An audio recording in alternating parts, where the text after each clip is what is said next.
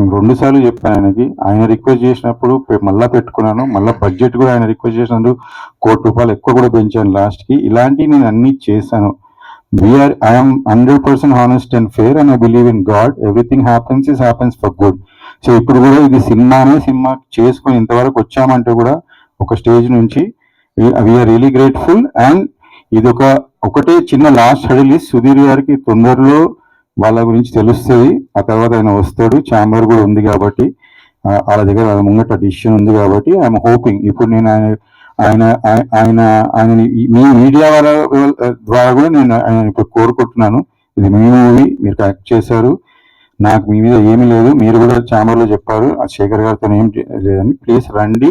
ఎందుకంటే మూవీని రీచ్ చేయడం, ఉన్న మంచి మెసేజ్, మంచి మూవీని ముందు చేసుకోవడంలో మీ పాత్ర కూడా ఉంటే మీకు సంతోషం ఉంటుంది. This is the best.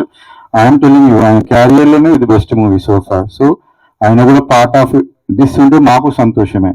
So I'm hoping that he'll consider and he will come soon. Okay, మనకి ఇంకా ముందు ఈవెంట్లు ఉన్నాయి, వస్తారని ఆశిస్తున్నాను. ఓకే, ఇప్పుడు టీజర్ కూడా చూసాము. కాకపోతే టీజర్ లో సుధీర్ ఇది జనరల్ వాయిస్ ఉంది, అంత అండ్ డబ్బింగ్ ఏం చెప్పలేదా? జనరల్ వాయిస్ మాకు సినిమా మొత్తం మూవీ కొంచెం అడ్వాన్స్ టెక్నాలజీ వాడామండి. అంటే నా ఫ్రెండ్ ఇందులో మీరు ఆ టర్న్ కొత్తది అనుకుంటా, sound designer I think Germany నుంచి చూసి ఈ మూవీ స్టార్ట్ చేసే ముందు వచ్చి జర్మనీ నుంచి ఒక హాట్‌స్టార్లో ఒక సిరీస్ చేశాడు. తర్వాత వచ్చి నేను ఇట్లా చేశాను, నీకు డబ్బింగ్ ఇవన్నీ ఖర్చులు తగ్గుతాయంటే నాకు తెలియదు అప్పుడు. ఎందుకంటే మనం జనరల్గా బయట తీస్తాం. తర్వాత అట్లా ఆయన ఇప్పుడే కాదు, మేము స్టార్టింగ్ సాంగ్స్ కి ముందే మేము చూసుకుంటున్నప్పుడు సినిమా కూడా అంతా ఆయన క్లీన్ చేసి ఆయన కొత్త అంత అవసరం ఉండదు. డబ్బింగ్ కొంచెం న్యాచురల్గా ఉన్న చోట్ల న్యాచురల్గా పెట్టాము.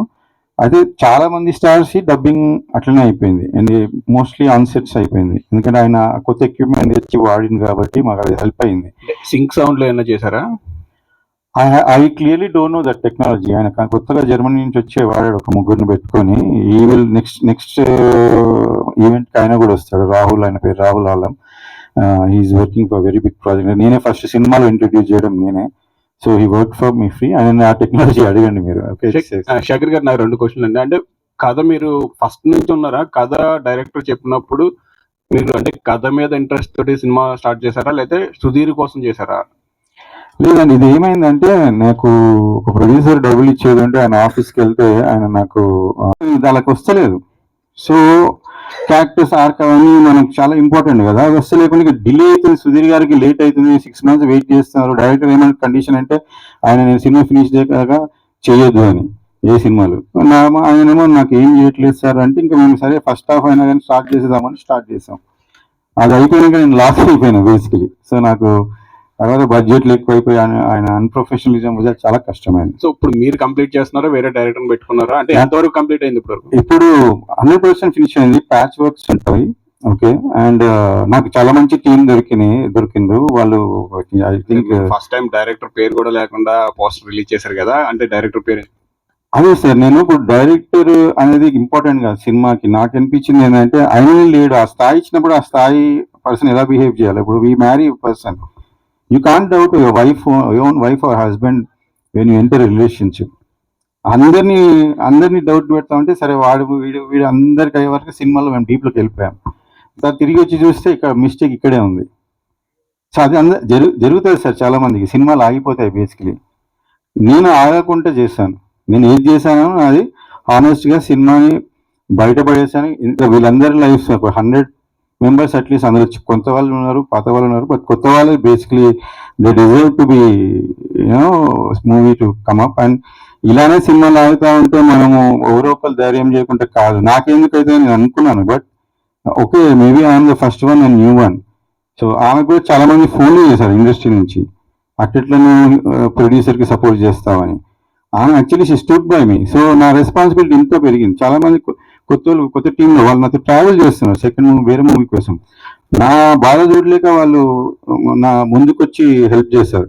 నేను స్టోరీని ఆపిన తర్వాత 9 months కూర్చొని మళ్ళీ ఆ సెకండ్ హాఫ్ వాళ్ళు ఫినిష్ చేయండి, వాళ్ళు రాయండి, సరిగా రాయండి, నేను కరెక్ట్ చేసుకొని మీరు బిలీవ్ మీ, ఇట్స్ ఫస్ట్ దానికి everybody who heard it, who saw it, they all said అసలు సినిమా ఆపినందుకు నువ్వు లక్కీ.